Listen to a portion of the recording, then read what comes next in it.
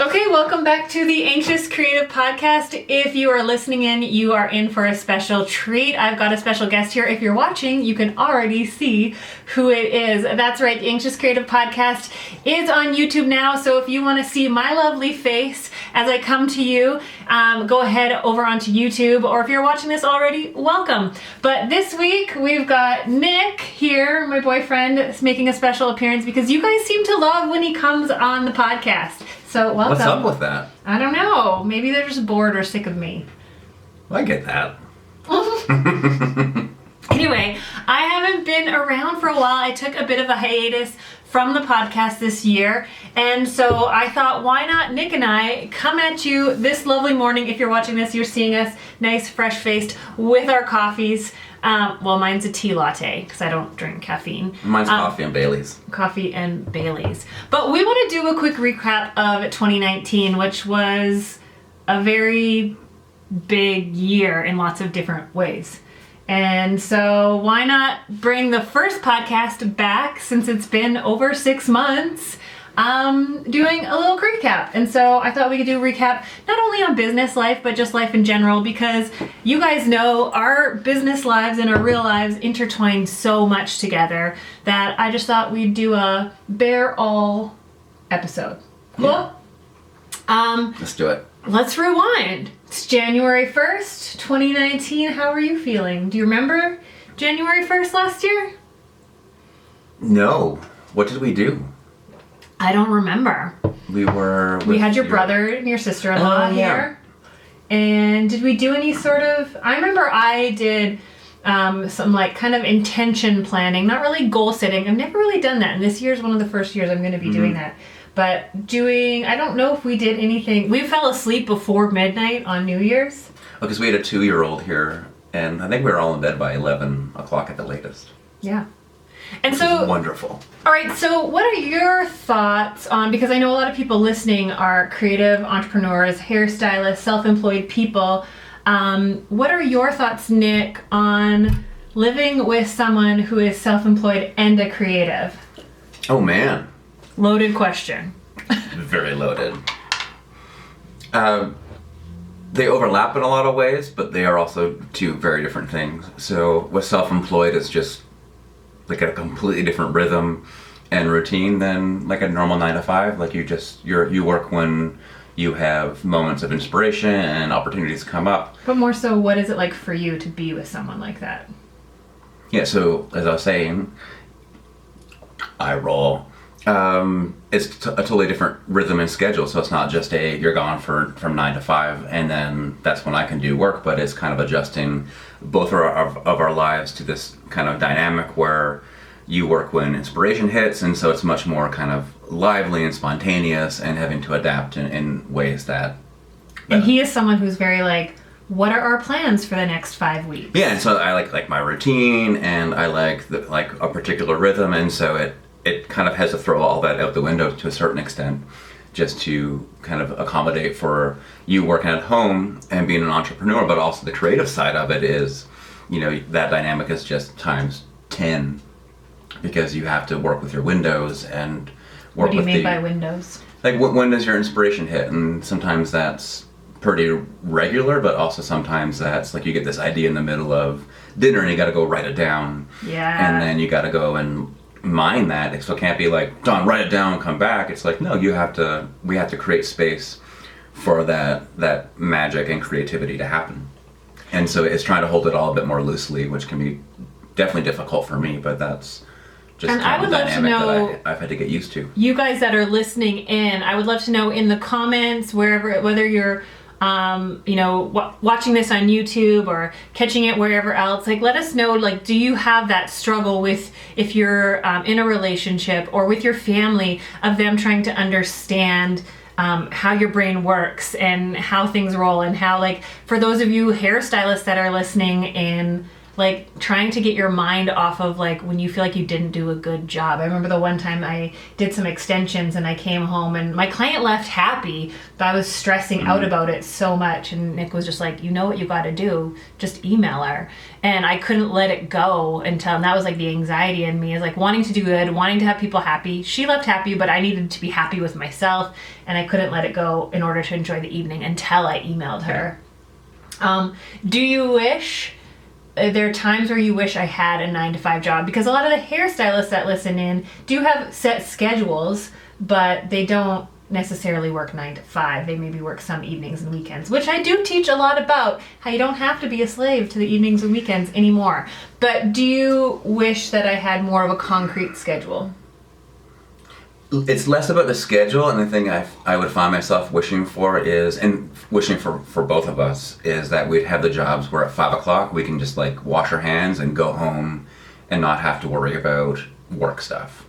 And so kind of almost going back to that shift work mentality where like, cool, I did my job, I did my shift, I'm off, it's somebody else's problem until I'm back in the office tomorrow morning. But we I feel both, like I'd be so bored. Totally, and I wouldn't want that, but there are moments where I'm like, oh, just be good, just be like, no, we don't have to worry about it. Like, not your problem, but it is your problem.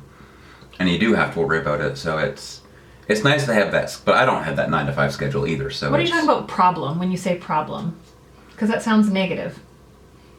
No, it doesn't have to be, the problems don't have to be negative, but it's, if an issue arises, it's somebody else's to deal with, and you don't have to tackle it. You don't have to devote energy or take time out of your evening to manage it, but it's someone else's. Right, like, so for those people who are watching, like when they get like a DM or a text from a client at night, is that what you're meaning? No, I just mean like it's, I obviously don't work in your field, so I can't put it in terms that for stylists, but it's, if you work at a business, for example, and something happens, it's someone who is higher ranked than you to deal with it, because it's their job to be kind of on 24/7 to deal with emails and problems that come in, or money stuff or financial tax stuff that they have to fix. And you as a lesser employee, like, you don't have to, that's not your problem. And so I miss that state of kind of just being free once 5 o'clock Right, hits. and are you saying miss it for me or for yourself? For myself. Because your job? I'm so confused with what he's talking about right now. Sorry, you asked me the things I pine for. Yeah. And so I can't tell if you're talking about your career or mine. Yours. Okay. Sorry. Totally. I was like, what That's problems all right. are you talking about? Okay, so back to the 2019 recap. So 2018, I don't even remember 2018, I don't think. What was 2018? We bought our house, we moved in. I don't remember the first half. Like, how did the years go by so quickly? Yeah, the June to January went by so fast. Because we moved in. June to January. So the last part of 2018 went by so fast because we moved into our house. And we were just kind of getting settled here. And then all of a sudden we had my family over for Christmas. Yeah, and they all stayed at our house. That was so just full house. It went by, so that January just went by so fast. I don't remember much of it either. Mm-mm. All right, so 2019 was the year that my online business, so I went from being a hairstylist full-time in the salon, teaching classes, to completely launching my online education so that I can connect with you guys and be able to help our industry more. It sounds really cheesy when I say it out loud, but I really want to change the industry and how, like, the hairstyling industry is how we're seen and how we're treated and how we're like less stigmatized. So it's been a really exciting year on that front to see, like, looking back. I remember this time last year, I was so nervous to be putting out to the world my new Rock Your Business program. Do you remember that? I do.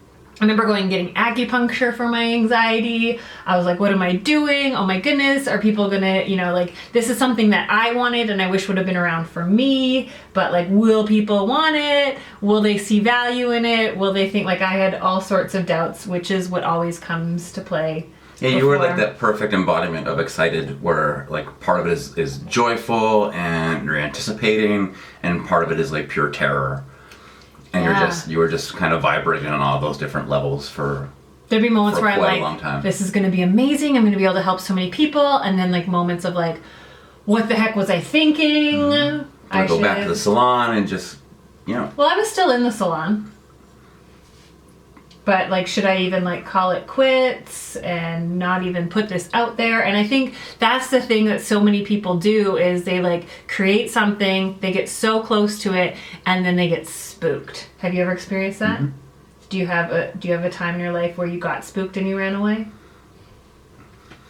I don't think I ever ran away, but I remember the feeling like with like the Christmas show I do, the first time I do it, not feeling... Now explain to us the difference between a Christmas service and a Christmas show, because I still don't understand this.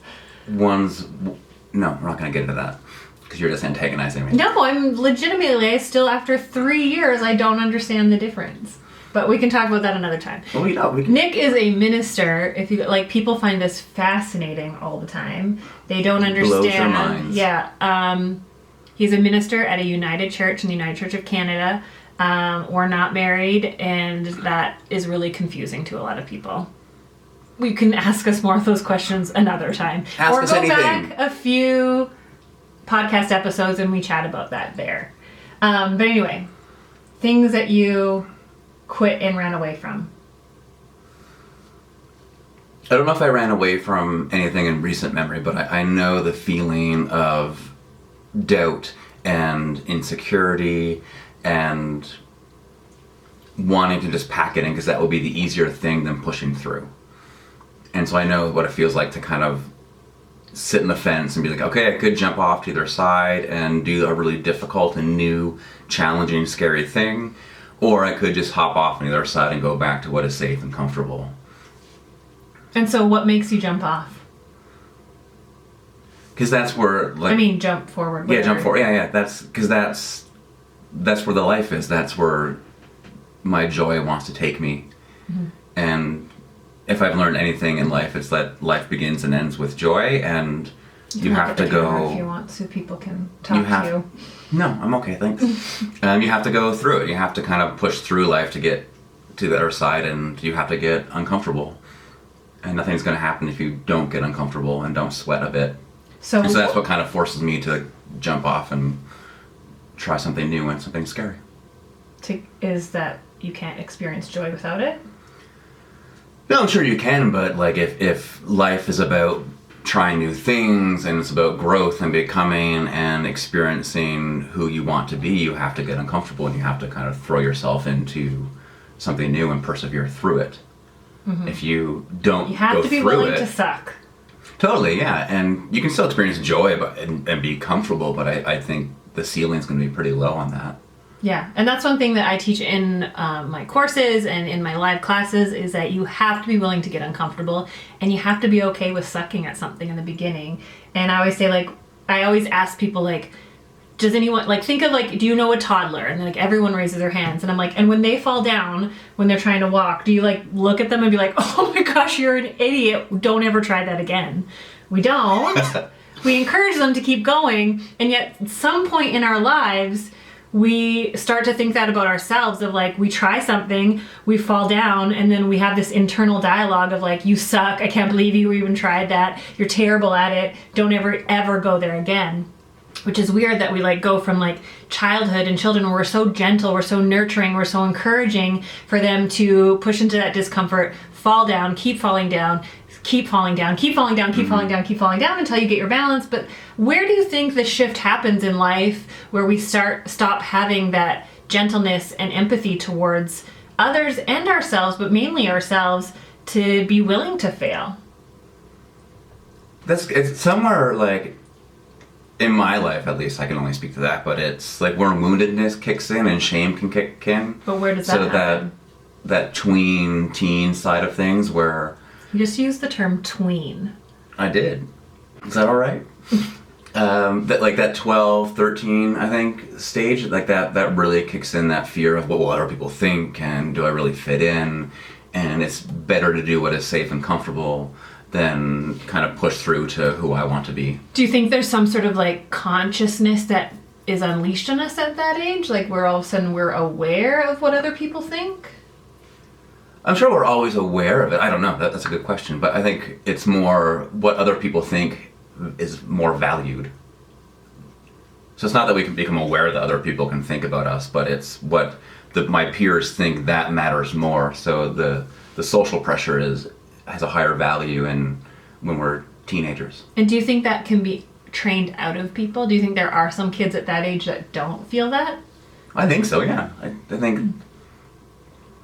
I remember it'd be interesting to ask them, but I remember kids that just seemed so fearless in junior high school.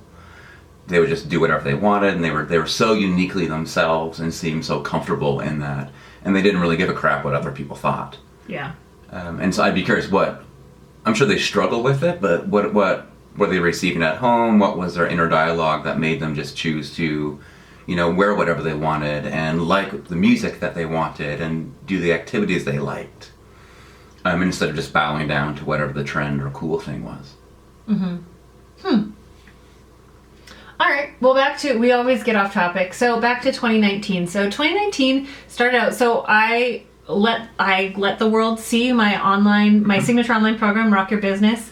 Huge success right off the bat, which was really exciting. That was January 17th, I believe, 2019. It was super close, yeah. Huh? Close to what? The new year. Oh, I was like, super close to what?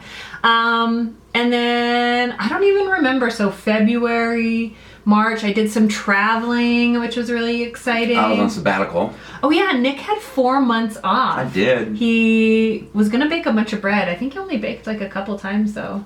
I think like 6 times. I made like 6 loaves. Can you guys imagine having 4 months off of work paid? Pretty amazing. And so tell me about, in hindsight, in retrospect, are you happy with how you spent your time? I think so. It's 4 months. He's very uncommittal with his answer. A super long time, and just so everyone's on the same page, it's not vacation, it's not study leave. It's to use the root word of it, it's Sabbath. So it's just like pure rest, rejuvenation. So how does it? Rest rejuvenation is very similar to vacation. So what would you say? No, vacation can be. No, it's not. It can be, but they're not they're not inherently the same thing. It's time off. We don't need to get into that. Okay, so what's your question? Are you happy in retrospect with how you spent your sabbatical, not time off, supposedly? Yeah, I think I am. It took a month to figure out like how to do it, and so the first while was just a really nice, cool. I'm off. I have nothing to do. This is great. But Did then you get to bored? learn. Yeah, boredom was a big part of it. And what do we do with boredom? Who's we? People in general. I was like, who are you on time off with? You didn't see them in the house? I had people over all the time. All right, go on. But learning what to do with boredom was a big part of it. And how do we rest and be bored? And how can that be a fruitful... He's making it into a sermon. Okay. That's why he's saying we. He can't talk in first person. Fuck off. But you notice that you're doing that? Yeah, I'm doing it on purpose. How do we do this? It was you keep distracting me from what you answer because you keep trying to make fun of me. No, I'm just it doesn't need to be a sermon. It can just be, what was your experience? It was good. It was everything that I think I needed it to be once I figured out how to rest and relax and use it the way that I needed it to be used. Was there nervousness going back to work? Like, I know when I take time off, and like I know when I've taken like a week off or 2 weeks off, the day before going back, I get super anxious about just like getting pulled back into, especially when I've gone offline. Now, you didn't go offline for 4 months, but that's a really extended time away from the stresses of work, whether stresses are bad or good. Was there a nervousness about going back? Yeah, the nervousness was around how do I take everything that I learned on a sabbatical back to work with me? So how do I not just jump back into unhealthy behaviors and patterns and rhythms? But how do I take kind of the self-care and reflection that I did over those 4 months, and how do I actually bring it with me so a month into work I'm not like, fuck, I need a new sabbatical? Yeah, and I think that's like the biggest thing for a lot of people is like you have unhealthy work patterns. Us hairstylists in particular tend to work long hours, don't take breaks because we want to fit everyone in. Or just like creative entrepreneurs, like, you know, like inspiration hits at 11:30 p.m. and you stay up till 3 a.m. You have these unhealthy patterns, but they also seem to work. And so you rest and you kind of like, I know I still struggle with like the crash and burn, crash and burn, crash and burn, but that also seems to be the rhythm that works for me too. And so is it unhealthy? Is it healthy? Is it better to just like make hay while the sun shines? And I know what I've been learning, and this isn't going to really particularly relate to Nick, but for any of my female listeners, is that supposedly our workflow goes with our cycle. And so there's actually like days of the month that we're more productive. And so there's some article, and I should find it, where it encourages employers to like give females like the time off during those unproductive days and then allow them to work extra during those really productive days. And I've never really charted mine, but I know that I have a few friends that do and like see where their really productive time is and like plan for it and work towards it. And I know that I definitely feel there's times where I just can't get anything done. But yeah, trying not to going back to that, we go off on a lot of tangents around here. But that's why there's a difference between like a sabbatical and a vacation, because part of the sabbatical is meant to be how do I reflect on my patterns and behaviors. It's not just time off. It's in order to come back rejuvenated and rested, like soulfully, professionally, vocationally rested. I have to reflect on like, how do I hurt myself and how do I get myself into really bad habits that don't let me be the best that I can be, or don't let me do my job as well as I could. And so now, being a year later, That's crazy. Do you feel like you've maintained the positive things you learned from your 4 months off? Some of them. And the interesting thing now, even just like in the past like 2 weeks as I've reflected on it, because it's still hard for me to believe that like it's been a year since I left for sabbatical. I think I went back to work with the sense of I am not my profession, so I am not my job. Oh, good one for all you guys listening. You are not your job. I am more than this. So my life became more compartmentalized instead of it just all being like, oh, you're a minister and therefore you're like this. Yeah. I went back being like, nope, you're just a part of my life, and you are by no means the defining characteristic of my life. So better boundaries kind of went up around that. Boundaries. Because you guys didn't know, I talk about boundaries a lot. You do. You're good at it. I feel like you're the most boundaried minister or like clergy person or church worker I've ever seen. I'm definitely up there. And I know I grew up in a very different kind of church community and culture. But I feel like growing up, the pastors were very like 24/7. Oh, totally. And we're taught, like we're trained to kind of have that mentality and that practice. But I think I remember. Okay. We're taught both. We're taught like, oh, have boundaries, but really like do this. Right. And so you can tell the weight at which those and things you've gotten are given. shit for having boundaries. Totally gotten shit. But I loved into my boundaries more than anything, because when I moved here for this job, I didn't know anyone. I didn't have any friends. Sound familiar? So Sound it like was a familiar story? I just had to be like, hey, I'm in a new city, in a new place. I need time to figure my life out as well as figure my job out. And so I just kind of naturally fell into these boundaries of your social events and your concerts. I'm not coming to them because I'm trying to create some self-care systems outside of work. And that just kind of stuck, where I don't do extra stuff. Right. I'm learning to do the ones that I have to do to honor relationships, but for the most part, I just kind of lucked out and being like, no, I'm not coming to those things. And that expectation was set from day one. And so, which was it's a much better way to do it than change your habits halfway through. Yeah, I always joke with people about like the easy thing to do in your business is to pack all up and move to a new city like I did. But it's not at all. It's not realistic. Because it's not easier at all because you're still not changing the core problem. But it would be like if you change the core problem and up and move, then you can start off fresh with the systems, but you need to have those in place. but it's still worth doing the work. Don't Totally, just, of I'm not course. telling you guys to pack up and leave and start over. You have to do the work. You have to learn to communicate, because there's going to be times down the road where you're going to have to communicate those boundaries to someone who doesn't understand anyway. But those tough conversations can be tough. They can be hard. I'm just going to do a little plug here because it's such a good time. And I have a free download for you guys to make those conversations easier about raising your prices. So donbradley.com/prices. It's my email template that you can use, and like, it's kind of like Mad Libs, to email and communicate to your clients that your prices are going up. Because that's one of those conversations that's super hard to have, especially when you're self-employed, is like communicating like, I have chosen to raise my prices. It's not like you can't blame your boss anymore about your prices going up.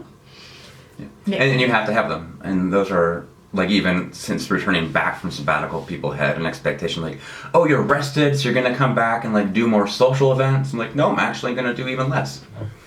And those are the hard conversations you have to have, because you're going to disappoint people, you're going to frustrate people.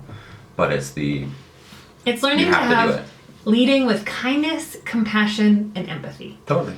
And learning how to have the conversation not aggressively or offensively, because that will produce a defensive response, but just to have it where you're not doing something to them or at them, but you're doing it for them. So like in your example, and I always say, like, you could be like, hey, I'm not attending this thing, but this is because I need to take some time to rest and recover so that I can show up Sunday morning in a really good place for you guys. So know that I'm not purposely avoiding this, but I'm doing this so that I can show up better for everyone when I'm expecting. And when I talk about that, or I'll talk about, like, I need to steward my energy these ways.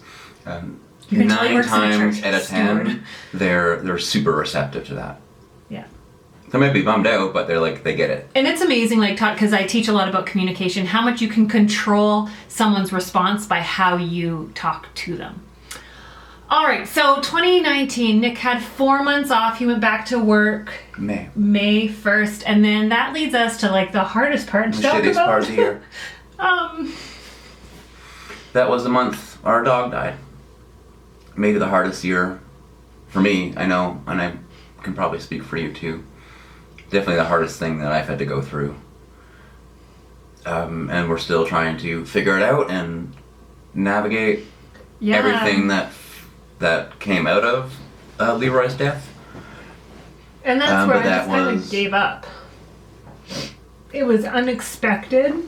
And super traumatic in how it went down. And very traumatic. And the one thing I've learned is that, and everyone, like, you guys were so supportive. The most amount of support I got was from my online community. Which I don't think we would have gotten through it as well as we did initially without the online support. The amount of you guys that reached out, that sent cards, that sent gifts. Because Leroy was such a part of this all. Like, he made an appearance on every podcast episode, I think. I knew this was going to happen. And he came to the salon, and that's like a very much like a before and after marker of a lot of things in my life. Oh, massive. Yeah. And it taught me a lot. I don't want to say taught me, like, I don't remember. Like, I was thinking last night about this, like, I know my mom came here for a week, and I went and taught, like, he passed away on a Tuesday night. I went and taught the next Monday and Tuesday in Edmonton, which is crazy. And I got so much support from, like, a city 3 hours away. My mom drove, and I was, like, heavily medicated. And there was, like, the question of, like, do I reschedule it? Do I do this? Yeah. But I pushed through. I stopped work at the salon. I couldn't do that. And the biggest part for that was because he came there every day with me. So through, like, the other biggest tragedy in my life I can compare his death to is my divorce.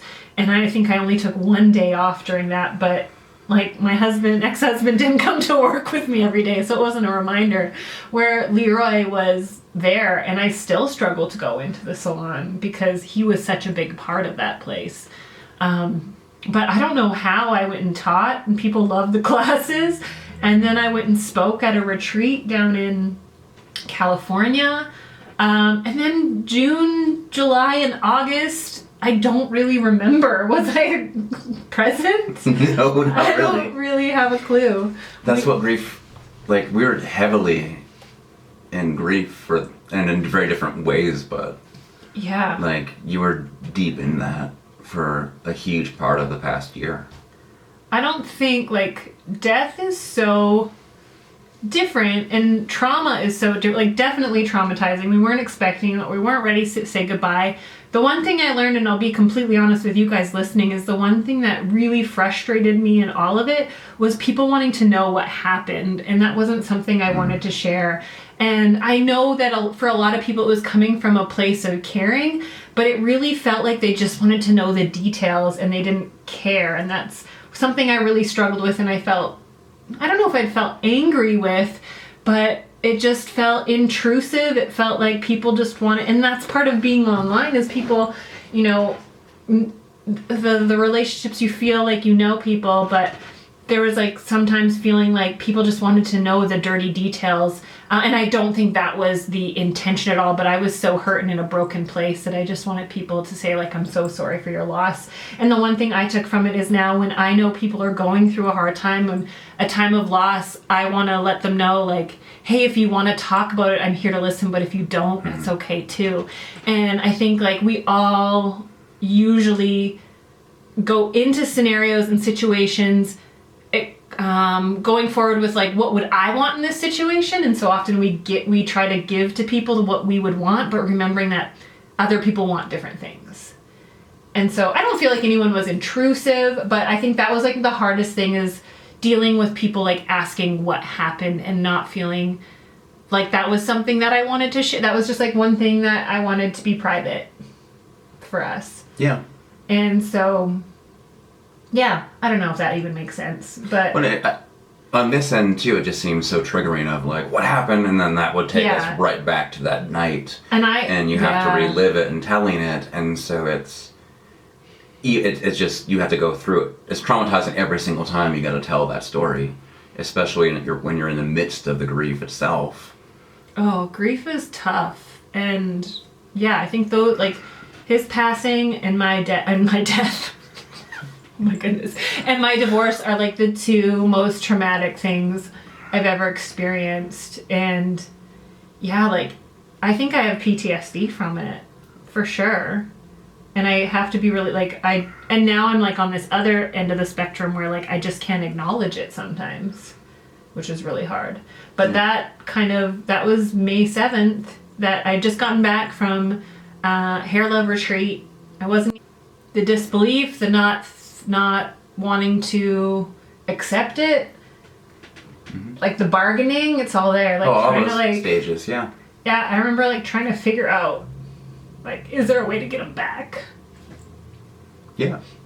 And then looking, how do we direct our anger and emotions, and how do, like, just the whole thing is just so overwhelming. I've been able to talk about grief in funerals and in sermons and workshops, but, like, this going through it completely changed just my empathy towards it, of, like, there's not much we can tell you the ins and outs of it, but until you're in it, you don't know how traumatizing and overwhelming and exhausting and destabilizing it can be. And I know one thing I struggled with was, like, because the world puts pets sometimes in a different category, feeling shame or embarrassment over, like, oh, what are people thinking, because this was just my dog, but he was so much more than just a dog. He was part of our family. Yeah. He was my child. He was through... He's your soulmate. Yeah, totally. Anyway, so that's basically my 2019 went till May 7th, and then I just, like, checked out. And I'm still I'm still struggling with it. And it's funny because I did an Instagram post a little while ago being like, this decade, 2010, started with me opening up a business and getting a divorce.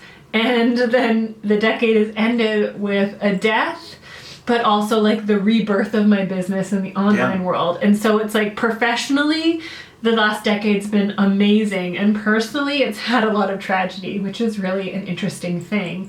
And I had a text from someone recently that was like, oh my goodness, like, things look like they're so amazing for you. And I was like, yeah, I'm glad they appear that way. In a lot of ways they are, but there's a lot of things that people don't see, and especially, like, this podcast called The Anxious Creative, like, a lot of times people don't see the anxiety that's going on underneath the surface, or the truth. And I've always been someone where I'm like, I don't want to sugarcoat things or be like that perfect picturesque thing online. I want to be real about the fact of like, we still got to work through things, and we're all in different places, and there's never going to be a time where everything, like, I cross my fingers, maybe there'll be a time in life where everything's perfect and everything goes right and you don't have to worry about anything. But I think life's just a roller coaster.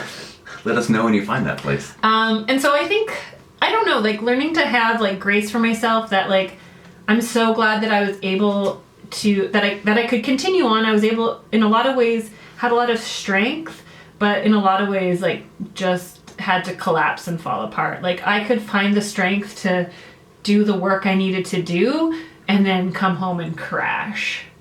And what I saw you do is the moments where you took steps forward through the healing or process was when you actually allowed yourself to fall apart. What do you mean?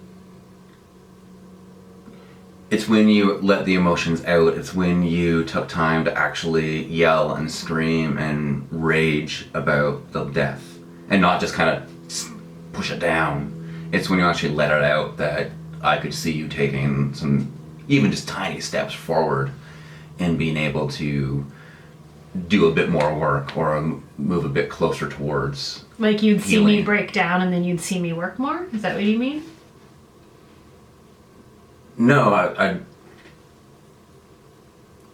the tendency is for us just to stuff things down and pretend everything is okay and kind of power through and not fall apart.